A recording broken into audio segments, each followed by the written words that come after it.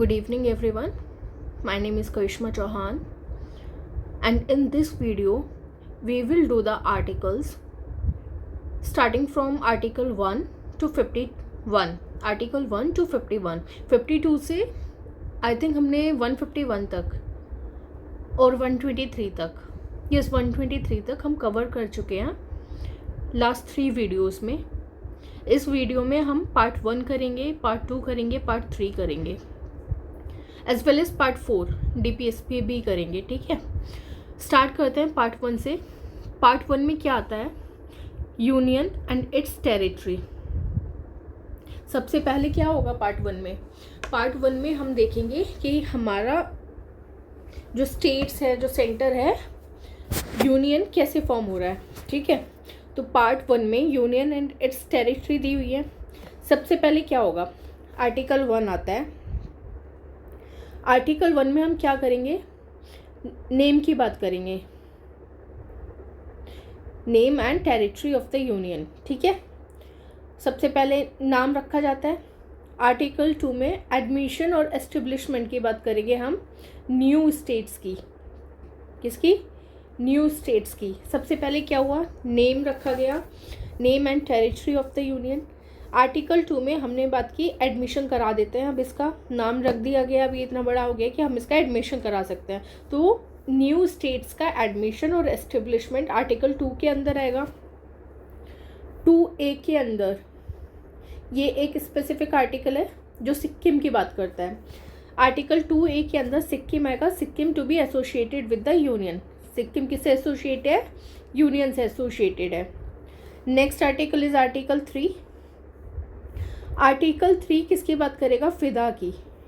ठीक है, पहले पढ़ लेते हैं क्या दिया है, मैं फिर फिदा की फुल फॉर्म बताती हूँ आपको. Formation of new states, alteration of areas, boundaries और नेम्स ऑफ एग्जिस्टिंग स्टेट.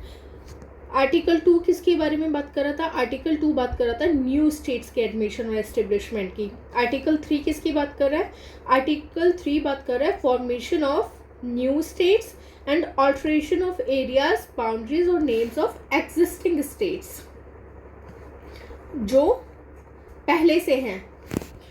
फिदा की फुल फॉर्म क्या है? Formation, increase area, decrease area. 2A दिए हुए हैं, इसका मतलब है ऑल्टर द एरिया, इसका मीन है alter the name. Okay, formation, increase, decrease, alter the area and alter the name. ये आर्टिकल 3 में दिया हुआ है. नाउ आर्टिकल 4, इसमें क्या कहा है? Laws made under article 2 and 3.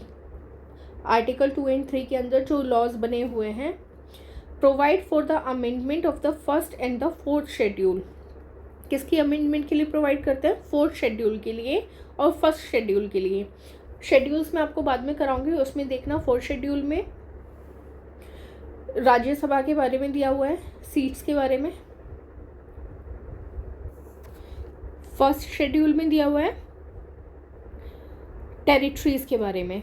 Okay, fourth schedule में राज्यसभा की सीट्स के बारे में, फर्स्ट में टेरिटरीज के बारे में दिया हुआ है. हमने 4 आर्टिकल पढ़ लिए. पार्ट 1 में क्या आता है? Union and it's territory. Start होता है आर्टिकल 1 से, एंड करता है आर्टिकल 4 पर. ओके, इसका एक निमोनिक बनाया है मैंने, आप ये देख सकते हैं. ना सफल,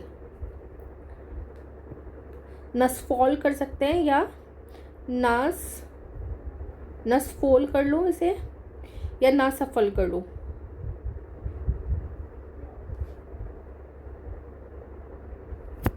ओके, एन से क्या है? Name and territory of the union. A से admission establishment of new states. S से Sikkim to be associated with the union. F O से फॉर्मेशन वाला, फिदा वाला पूरा आ जाएगा यहाँ पे. एल से laws made under article 2 and 3. ठीक है, जो आपको इजी लगे अब वैसे याद कर लो इसे, ना सफल या नसफोल. Okay, now moving towards part 2 of the constitution. Part 2 में क्या आती है? सिटीजनशिप आती है, जिसमें आर्टिकल्स आते हैं from 5 to 11. 6 articles, 7 articles. Article 5 हम सिटीजनशिप की बात कर रहे हैं, तो आर्टिकल 5 किसकी बात करेगा? जब कॉन्स्टिट्यूशन कमेंसमेंट में आया था, at the commencement of the constitution, उस टाइम पे किस किस के पास सिटीजनशिप थी, उसके बारे में आर्टिकल 5 बात करता है। बहुत इजी वे में समझा रही हूँ, इसको ऐसे ही याद कर लेना। आर्टिकल 5 किसकी बात करेगा? जब कॉन्स्टिट्यूशन कमेंसमेंट हुआ था तो उस टाइम पे किस किस के पास सिटीजनशिप थी इंडिया की। नेक्स्ट आर्टिकल में हम आएंगे। Next article is 6 which talks about rights of citizenship of certain persons who have migrated to India from Pakistan. अब यहाँ पे कुछ लोगों को सिटीजनशिप मिल गई जो कॉन्स्टिट्यूशन कमेंसमेंट के टाइम पर थे, कुछ रह गए पाकिस्तान के अंदर, ठीक है।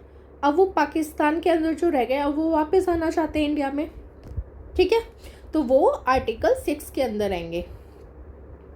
आर्टिकल 6 के अंदर पाकिस्तान से इंडिया आ सकते हैं, ठीक है।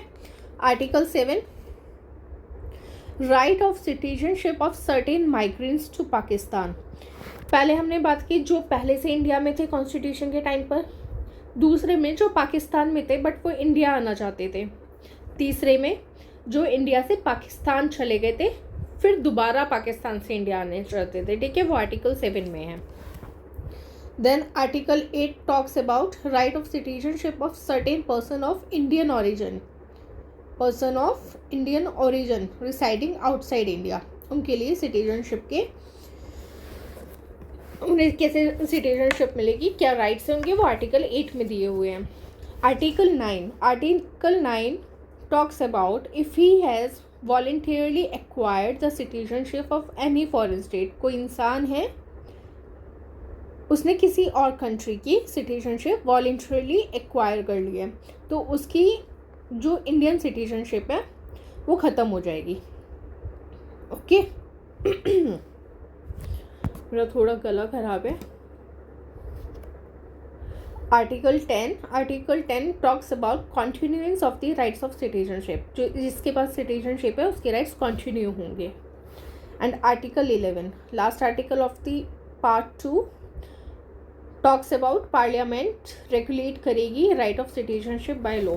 कौन रेगुलेट करेगा सिटीजनशिप को? स्टेट लेजिस्लेचर तो करेंगे नहीं, पार्लियामेंट रेगुलेट करेंगी, तो इसको ऐसे याद करो। आर्टिकल 5 में क्या दिया हुआ है? आर्टिकल 5 में दिया हुआ है citizenship at the commencement of the constitution. Framework बनाओ अपने माइंड में, पहले जो पहले से अवेलेबल हैं उनकी सिटीजनशिप। 6 में क्या होगा? जो पाकिस्तान से इंडिया आना चाहते हैं, पाकिस्तान में रह गए थे पर इंडिया आना चाहते हैं। 7 जो इंडिया से पाकिस्तान चले गए थे पर वो रिटर्न होना चाहते हैं इंडिया को। कुछ जब डिवीज़न हुआ था तो कुछ लोग पाकिस्तान चले गए थे, कुछ लोग इंडिया आ गए थे, ठीक है। जो पाकिस्तान चले गए थे वो वापस इंडिया आएंगे आर्टिकल 7 के अंडर। आर्टिकल 8 में क्या दिया हुआ है? जो पर्सन ऑफ इंडियन ओरिजिन है उनके राइट्स दिए हुए हैं सिटीजनशिप के। आर्टिकल 9 में दिया हुआ है वॉलेंटरली अगर कोई एक्वायर कर ले सिटीजनशिप एनी फॉरेन स्टेट्स तो उसकी सिटीजनशिप इंडियन वाली ख़त्म हो जाएगी। 10th में 10 माने बस, ठीक है, 10 में कंटिन्यू होगा वो सब, continuance of the rights of citizenship. Article 11 में पार्लियामेंट रेगुलेट करेगी। 2 पार्ट्स पढ़ लिए हमने। पार्ट 1 में यूनियन एंड टेरिटरी, पार्ट 2 में सिटीजनशिप। 1 to 11 आर्टिकल आपको याद हो गया। Now moving towards part 3। Part 3 सबसे इम्पॉर्टेंट पार्ट है कॉन्स्टिट्यूशन का, fundamental rights. Article 12 to 35 talks about fundamental rights. Fundamental rights कौन से होते हैं? अगर कोई ह्यूमन एग्जिस्ट कर रहा है तो उसके बेटर लिविंग के लिए, उसकी एग्जिस्टेंस के लिए जो राइट्स इंपॉर्टेंट होते हैं उनको हम फंडामेंटल राइट्स कहते हैं। This is a small definition and essence of the fundamental rights, ठीक है। तो स्टार्ट करते हैं आर्टिकल 12 से। आर्टिकल 12 में दिया हुआ है डेफिनेशन ऑफ स्टेट। हमें ये राइट्स किसके अगेंस्ट मिलते हैं?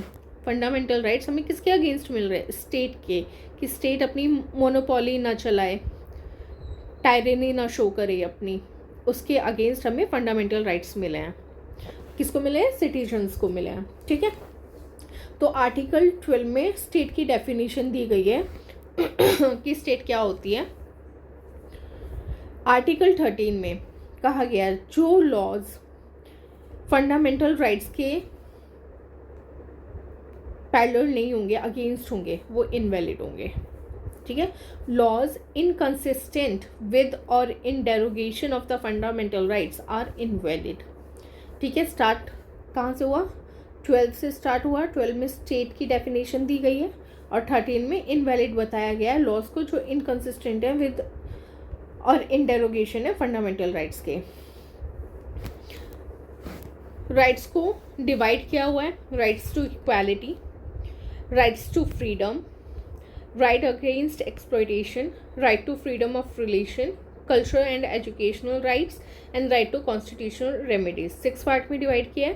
पहले 7 पार्ट्स में था but right to property remove कर दिया गया।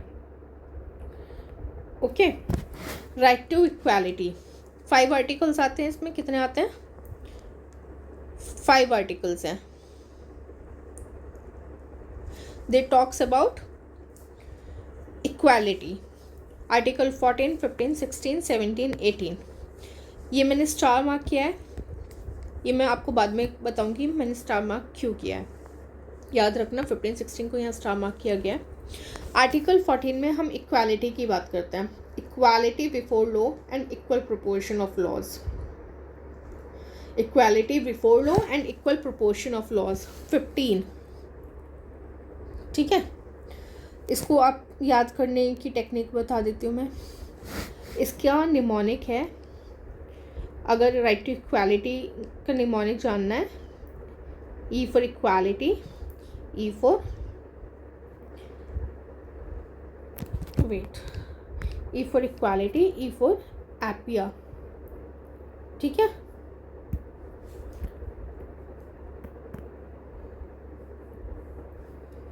ईपिया, एपिया, whatever it is. Right to equality में अगर बात करेंगे तो ईपिया आएगी। ठीक है, सबसे पहले आएगा equality before law, E for equality before law और equal proportion of law. Okay, wait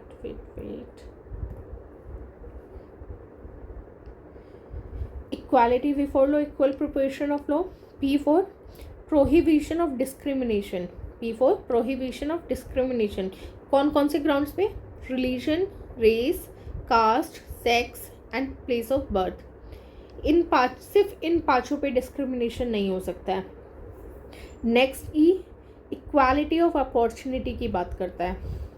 पहला ई किसकी बात कर रहा था? Equality of law and equal proportion of law, equality before law, right. Article 16 किसकी बात कर रहा है? Equality of opportunities in matter of public employment. Public employment में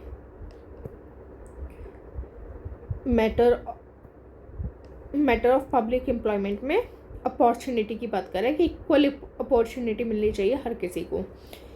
ए abolition of untouchability, abolition of untouchability. ठीक है, 18th एबॉलिशन ऑफ टाइटल्स। कैसे याद रखेंगे आप फंडामेंटल राइट्स के? राइट ऑफ इक्वालिटी को एपिया से। ठीक है, राइट टू इक्वालिटी एपिया। 14, 15, 16, 17, 18 हो गया। प्रोहिबिशन ऑफ डिस्क्रिमिनेशन सिर्फ इन 5 कंडीशंस पे: रिलीजन, रेस, कास्ट, सेक्स और place of birth. Equality of opportunity, abolition of untouchability and abolition of titles. Now next, right to freedom. हमने पार्ट 3 में फंडामेंटल राइट्स के articles पढ़ने 12 to 35। कितने articles हो गए? हमने 12 से 18 तक कर लिए। Now 19 to 22 right to freedom. ठीक है, article 19 most important article. Questions mostly यहाँ से फॉर्म होते हैं इस आर्टिकल से। 6 राइट दिए हुए हैं इसमें। आर्टिकल 19 में 6 राइट्स दिए हुए हैं। इसका निमोनिक है सा MRP, सारेगामा का सा, MRP, ऐसे याद कर लो, ठीक है। सारेगामापा का MRP क्या है, प्राइस क्या है, सा MRP। S for speech and expressions, A for assembly, A for association, ऐसे याद करो। पहले कुछ बोल रहे थे, स्पीच एंड एक्सप्रेशन दे रहे थे, देन असेंबली, असेंबल हुए एक जगह, एसोसिएशन फॉर्म की, मूवमेंट चलाई उन्होंने, फिर एक रेजिडेंस फॉर्म किया और वहाँ प्रोफेस किए अपने जो भी पॉइंट ऑफ व्यूज़ थी, जो भी वैल्यूज़ थी, उन्हें प्रोफेस किया वहाँ, ठीक है। Profession, speech and expression a में दिया हुआ है 19 clause 1 and sub clause A, assembly B में दिया हुआ है, एसोसिएशन सी में दिया हुआ है, मूवमेंट डी में दिया हुआ है, रेसिडेंस ई में दिया हुआ है, बस लास्ट वाला ये जी में दिया हुआ है, ठीक है। एफ में देना चाहिए था ना, बट जी में दिया हुआ है, क्यों? क्योंकि एफ में प्रॉपर्टी का प्रोटेक्शन था, ठीक है। Now article 20, article 20 and article 22, इनमें कन्फ्यूज़न होती है, किस में कन्विक्शन है और किस में डिटेंशन है, ठीक है। ऐसे याद रखना, सी पहले आता है तो कन्विक्शन वाला पहले आएगा, डिटेंशन डी बाद में आता है तो डिटेंशन वाला बाद में आएगा, ओके। आर्टिकल 21 सबको पता है कितना इंपॉर्टेंट आर्टिकल, और सबको याद भी होना चाहिए। प्रोटेक्शन करता है किसकी, लाइफ एंड लिबर्टी की। हमारा प्रोटेक्शन कौन कर रहा है, आर्टिकल 21 कर रहा है, protection of life and liberty. Article 21A किसकी बात कर रहा है, राइट टू एलिमेंट्री एजुकेशन की बात कर रहा है। आर्टिकल 21A जिसको हमने ऐड किया था कौन से अमेंडमेंट एक्ट से, 86 कॉन्स्टिट्यूशन अमेंडमेंट एक्ट 2002, इसने ऐड किया है एलिमेंट्री एजुकेशन को 6 to 14 ईयर्स तक, ठीक है। पढ़ लिए हमने चारों आर्टिकल राइट टू फ्रीडम के 19 to 22। 19 में 6 राइट्स की प्रोटेक्शन है, सा MRP, ठीक है। आर्टिकल 20 में कन्विक्शन आएगा, 22 में डिटेंशन आएगा। 21 आर्टिकल 21 लाइफ एंड लिबर्टी की बात करता है, और आर्टिकल 21A एलिमेंट्री एजुकेशन की बात करता है, ठीक है। ये इंपॉर्टेंट अमेंडमेंट एक्ट है, इसको याद रखना, क्वेश्चंस आ जाते हैं इससे। देन राइट अगेंस्ट एक्सप्लॉइटेशन, सबसे पहले क्या आया था, इक्वालिटी की बात की थी हमने, 5 आर्टिकल्स आए, दे टॉक्ड अबाउट इक्वालिटी, ठीक है। फिर आया फ्रीडम की बात की हमने इक्वालिटी के बाद। अब हम करेंगे exploitation, right against exploitation. 2 articles हैं 23 एंड 24। 23-24 साल की एज में एक्सप्लॉइटेशन होता है ना, फैक्ट्रीज में वर्कर्स का एक्सप्लॉइटेशन होता है, ठीक है, बच्चों का एक्सप्लॉइटेशन होता है। 23 की एंड 24 की एज में 25 होने से पहले 2 साल एक्सप्लॉइटेशन होता है, आप ऐसे याद कर सकते हैं इसको। प्रोहिबिशन ऑफ ट्रैफिक, आर्टिकल 3 क्या बात कर 23 क्या बात कर रहा है, ट्रैफिक का प्रोहिबिशन करेंगे। ट्रैफिकिंग होती है ना, human trafficking and forced labour, इसका प्रोहिबिशन करेंगे हम। जब ट्रैफिकिंग नहीं हुई तो चिल्ड्रंस की एम्प्लॉयमेंट अपने आप ही रुक जाएगी। आर्टिकल 24 किसकी बात कर रहा है, prohibition of employment of children in factories, ठीक है। सबसे पहले क्या करेंगे हम, ट्रैफिकिंग रोकेंगे। ट्रैफिकिंग रुक गई तो बच्चा ही नहीं आएगा, ट्रैफिक होके जो बच्चे आते हैं तो एम्प्लॉयमेंट कैसे कराएंगे आप उनसे। आर्टिकल 23, 24 किसकी बात कर रहे हैं, राइट अगेंस्ट एक्सप्लॉइटेशन। क्या पढ़ लिया हमने, सबसे पहले equality, then freedom, then exploitation, now religion. 4th number पे आएगा religion, right to freedom of religion, ठीक है। 25 से 28 की उम्र तक सब भक्त बन जाते हैं, ठीक है। 20 ये right to freedom of religion का निमोनिक है कैंपा। राइट टू इक्वालिटी का क्या था, एपिया, एपिया था ना। E4 क्या था, इक्वालिटी बिफोर लॉ। P4 क्या था, prohibition of discrimination on the basis of religion, race, caste, sex और place of work. Next E क्या था, equality of opportunity in matters of public employment. और 2 A थे, abolition of untouchability and abolition of titles, right. इसका है कैंपा, C for conscience, freedom of conscience and free profession, practice and propagation of religion, ठीक है। M for freedom to manage religious affair, manage का M का manage, okay. P for payment of taxes, इसकी freedom है। A for attending religious instruction, ये compulsory नहीं है, इसकी भी फ्रीडम है, हो गए।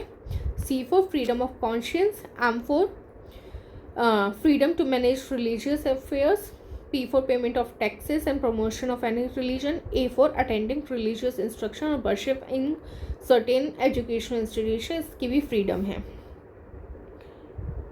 ज़रूरी नहीं है ना कि कहीं पे कुरान पढ़ाई जा रही है तो वहाँ पे हिंदू जो बच्चा है वो जाके उसको सुने, और ऐसे ही अगर कहीं पे भगवत गीता पढ़ाई जा रही है तो कोई मुस्लिम बच्चा आके वहाँ पे पढ़े, तो इन सबसे फ्रीडम है कि आपको ऐसा करने की ज़रूरत नहीं है, ठीक है। कैंपा हो गया। आर्टिकल 29, अब हमने रिलीजन पढ़ लिया तो हम अपने कल्चर एंड एजुकेशनल राइट्स पढ़ेंगे। रिलीजन के बाद सबसे पहले हमने इक्वालिटी पढ़ी, उसके बाद इक्वालिटी की बात हुई तो हमको फ्रीडम मिल गई। फ्रीडम किसके अगेंस्ट मिल गई? एक्सप्लॉइटेशन। एक्सप्लॉइटेशन नहीं हो रहा था, हम अपने रिलीजन को फॉलो कर रहे हैं। रिलीजन के बाद culture and educational rights. Article 29 to 30 deals with cultural and educational right. सबसे पहले क्या बात करेगा आर्टिकल 29? जितने भी किसके लिए हैं ये राइट्स? ये माइनॉरिटीज़ के लिए राइट्स हैं, ठीक है। प्रोटेक्शन ऑफ लैंग्वेज, उनकी लैंग्वेज क्या को प्रोटेक्ट करना है, हमें स्क्रिप्ट को प्रोटेक्ट करना है, कल्चर को प्रोटेक्ट करना है माइनॉरिटीज़ की, ठीक है। And article 30 deals with right of minorities to establish and administer educational institutions, ठीक है। वो अपने एजुकेशनल इंस्टीट्यूशन एडमिनिस्टर कर सकते हैं, एस्टेब्लिश कर सकते हैं, ये राइट उन्हें आर्टिकल 30 में दिया हुआ है। सबसे पहले क्या करेंगे? वो अपने लैंग्वेज और स्क्रिप्ट को बचाएंगे, प्रोटेक्ट करेंगे उन्हें, फिर उसके बाद वो इंस्टीट्यूशन एस्टेब्लिश करेंगे, ठीक है। आर्टिकल 29-30 ये हो गया। 25 to 28 कैंपा हो गया। एक्सप्लॉइटेशन 23-24 साल की एज में होती है। पहले ट्रैफिकिंग रोकेंगे हम, फिर एम्प्लॉयमेंट रोक देंगे बच्चों का। 19 का SAMRP। 20-21 ये हो गया। 20 में कन्विक्शन था, 22 में डिटेंशन था, ठीक है। नाउ आर्टिकल 31 को रिमूव कर दिया गया था, उसको अब 300A में किससे रिमूव किया था? 44th constitution amendment act of 1978 से डिलीट किया गया था। अब उसको एक कॉन्स्टिट्यूशनल राइट बना दिया गया है आर्टिकल 300A के अंदर, ठीक है। Part 12 300A I think. Right to constitutional remedies, ये आर्टिकल 32 में दी हुई है। ये सबसे इम्पॉर्टेंट आर्टिकल है, इसको सोल ऑफ द कॉन्स्टिट्यूशन कहा गया है बाय BR अम्बेडकर। इसमें क्या कहा गया है? Right to move the supreme court for the enforcement of fundamental rights. Fundamental rights को इन्फोर्स कराने के लिए सुप्रीम कोर्ट जा सकते हैं, इंक्लूडिंग द रिट्स, जिसमें रिट्स भी इंक्लूड हैं। 5 तरह की रिट्स होती हैं। रिट्स पे एक अलग से चैप्टर बना दूंगी मैं, एक अलग से वीडियो बना दूंगी, वो आप देख लेना। हैबियस कॉर्पस, मैंडेमिस, सर्शियोरारी या शर्टियोरारी, ठीक है, whatever it is, quo warranto and prohibition, ठीक है। Habeas corpus, mandamus, certiorari, quo warranto and prohibition. वहाँ पे मैंने कुछ आर्टिकल्स पे स्टार मार्क किया था, वो इसलिए किया था। ये आर्टिकल 15, ठीक है, आर्टिकल 15, 16,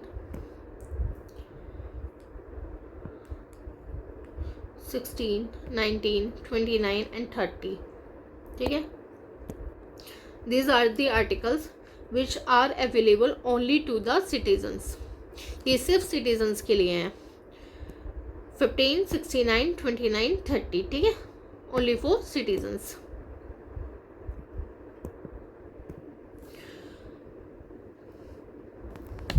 तीन आर्टिकल और बच गए हैं। आर्टिकल 33 जो पार्लियामेंट को पावर देता है to modify the fundamental rights in their application to forces, ठीक है। मॉडिफाई करने की पावर किसके पास है? पार्लियामेंट के पास है। आर्टिकल 34 बात करता है restriction on fundamental rights while martial law is in form of any area. अगर किसी भी एरिया में मार्शल लॉ लगा हुआ है तो वहाँ पे फंडामेंटल राइट्स को रिस्ट्रिक्ट किया जा सकता है। Article 35 legislation to give effect to some of the provisions of fundamental rights। Okay 12 to 35 हमने कर लिया है। आई थिंक काफ़ी लंबी वीडियो हो जाएगी, तो हम DPSP नेक्स्ट वीडियो में करेंगे along with the fundamental duties. Okay, thank you for watching it.